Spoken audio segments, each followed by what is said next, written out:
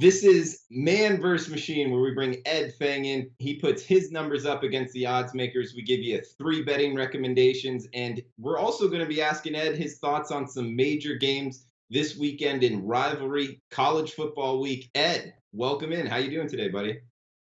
I'm great, Drew. How are you? I'm doing good, man. Awesome. Where should we start off? Let's get right into the games. We got three of them. We got 12 Sounds noon good. Friday, one in the Maction. Northern Illinois, CMU. Looks like 120, 121 on the rotation number. This total's sitting at 53 and a half. Northern Illinois -3. So laying the field goal on the road. How are you looking to bet this Maction, Ed?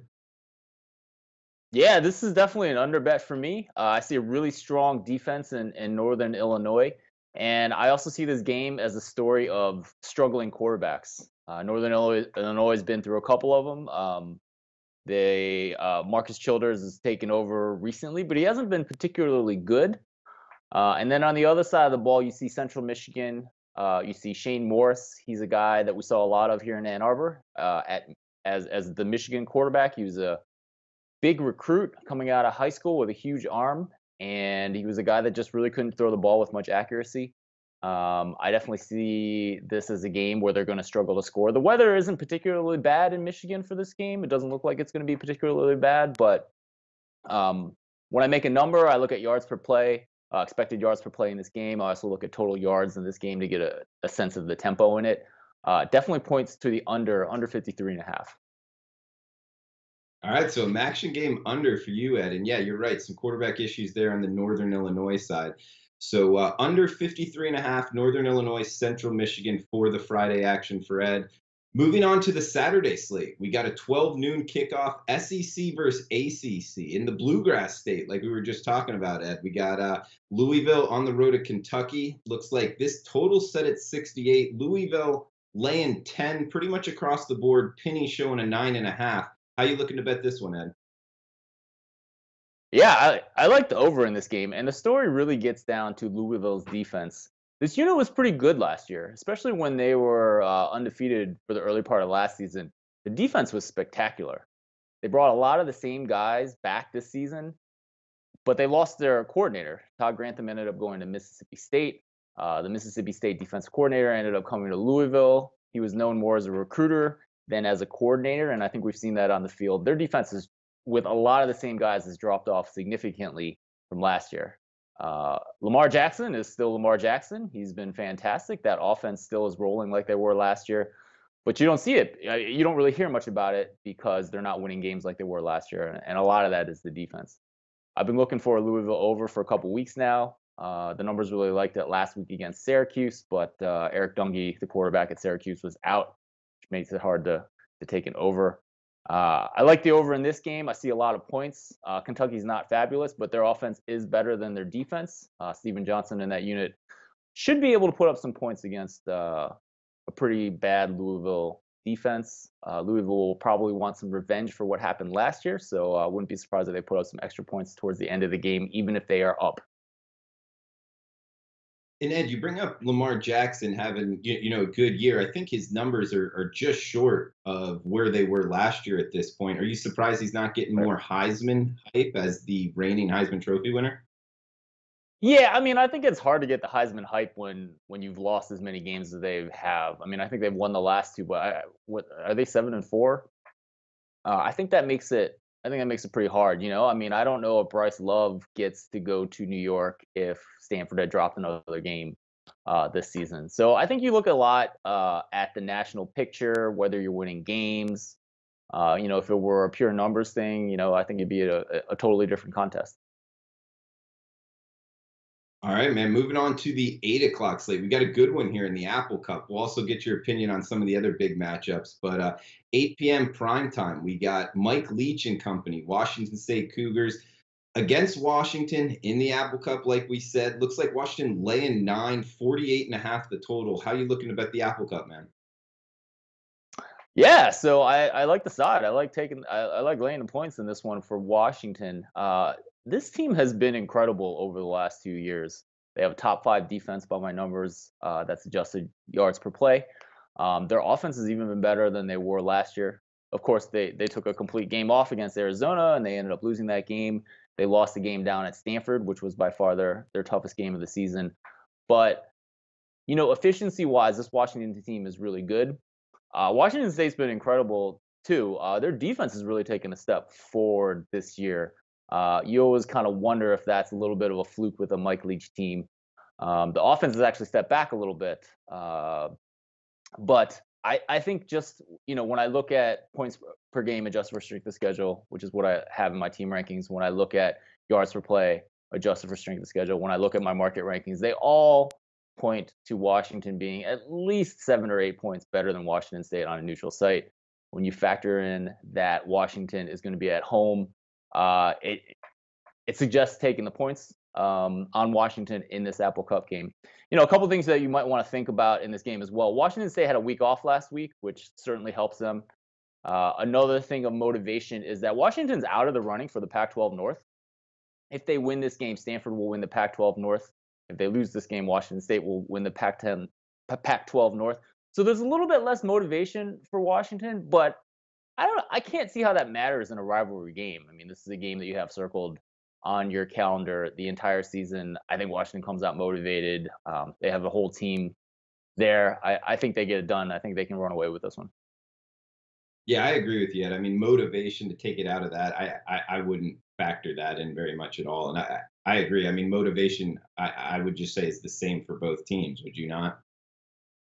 Yeah, I think so too. I mean, I think the rest matters. Washington had a pretty tough game against Utah. I think this line would be a lot more if Washington hadn't lost 2 weeks ago at Stanford, a game which they completely dominated the first half. And then they had a pretty rough game against Utah last week too, a tight game at home that they ended up winning. I think there's a lot of recency bias in what we're seeing in this line. I think we need to remember that Washington has been an incredible team over about 28 some games now. Even if they haven't played the best of schedules, they've been an incredible team, and I think that needs to be factored in here.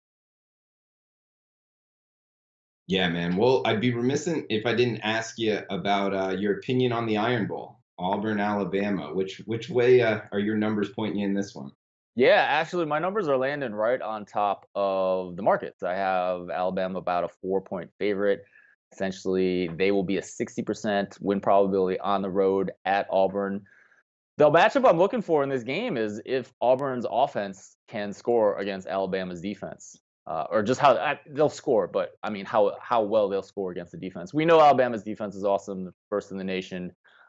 Auburn's offense is a unit that I had penciled in a top 10 at the beginning of the year. I like Jarrett Stidham as a quarterback. This unit has a lot of talent. They haven't quite performed up to that level. So when I look at adjusted yards per play for their offense, they're 16th over the course of this year. Really struggled against a good Clemson defense earlier in the year. Had some injury issues heading into that Georgia game. I would have liked to side in that a lot more if 3 of their linemen wouldn't have been banged up. I don't see any of those guys on the injury report this week. So can they get it done against obviously one of the best defenses and one of the best defensive coaches? I think that's the key to the game. How about you, Drew Martin? Yeah, well, I Auburn mean, alum? full disclosure, I am an '07 Auburn grad. It's not a Rice and a Stanford degree, but so I got to say War Eagle to that. But Come on, man. um, We got a lot of awesome it, Auburn grads out there, Drew Martin. It's a good yeah, degree. yeah, Don't sell yourself good short. people. But hey, I will say about the gameplay. Watching Gus Malzahn's offense pretty much, as closely as anybody over the years, it is a streaky offense. So when timing is on, they're really pumping out points, and they have been 40 plus points the last 4 games. So nobody's really been able to stop them. Granted, they haven't gone up against this type of defensive opponent. On the other hand, we were just talking about it. You got to throw out the fact that Nick Saban pretty much has 2 weeks to prepare, which is kind of a different animal. And one thing that I really don't like to bet against is Nick Saban with the extra preparation time, which I'm gonna factor in as their last opponent wasn't worth really prepping for, and they're gunning for Auburn. They know going into Jordan Hare, this type of environment, it's going to be a tough issue. No surprises. So that said, both of those kind of one element for Auburn that I like, and also the other kind of don't bet against argument for Nick Saban and company. I'm not going to be betting on it. Obviously, I'll be rooting for Auburn, but I don't know. You got any follow up to that kind of analysis? Yeah, I mean, I think it's interesting what the committee will do if Alabama loses. So we've already seen them drop Georgia from first all the way out of the top four with a definitive loss at Jordan Hare. Uh, that Georgia defense is good. So for Auburn to have done it with a couple banged up linemen, I think says a lot. Not something to be discounted. So if Auburn loses at Jordan Hare, where are they gonna fall? I mean, I honestly think they probably stay in the top four and then cross their fingers sitting at home during championship week that no one jumps them. Um, but if it ends up being a 20-point margin of victory, I think Alabama also probably drops out of the top four, which would be a pretty startling revelation. I mean, we haven't Alabama's made every single one of the playoffs the last 3 years, so huge playoff implications. It would make the committee's job very difficult if Auburn wins this game. Yeah, especially if they drop the game by a field goal, even a touchdown. So then they'll have one loss, be sitting at home for championship week, and we're talking about Alabama. Could you really see them dropping out of the top four? No, and keep in mind if Auburn does go on to win the SEC championship with two losses, would you put a two-loss Auburn team in as the SEC champions and then keep the arch rival Alabama out of the playoffs with only one loss, Ed? Yeah, I could definitely see that happening. I mean, I think we've already seen what kind of recency bias that this committee can have, dropping Georgia out of the top four when they lost to Auburn. You're going to have very fresh in your mind Auburn team just beating Alabama. The committee also looks at conference championships. So, Auburn's going to have that notch on their belt if they can beat the Georgia. And, the other thing is, like, let's suppose that, Auburn wins on a last second field goal by 3. Alabama drops to third. Ohio State does what they're supposed to do against Michigan this weekend. They're sitting at maybe 5th. And then Ohio State, I have them probably about 5-point favor against Wisconsin in the Big Ten championship game. So, we've seen this committee take a team that wins a conference championship and move them over a team that is idle that week. We've seen this all 3 years. That is the type of benefit that you get for playing a conference championship game. This is why the Big 12 is playing a conference championship game. I don't think that's necessarily a good move, but if Oklahoma were 5th and they end up winning a conference championship game and make a last week statement, they would move over someone, whether it be Notre Dame or Alabama or whoever it is that's not playing that week. They would probably get that benefit of the doubt. I mean, Alabama clearly needs a win to assure their spot, and we'll see what happens. It's going to be fun. And do you think there would be any bias towards not having two SEC teams, especially from the same state, into the playoff? I mean, to bring more eyeballs and money into this thing, that's got to be a factor, huh? Yeah, it could be.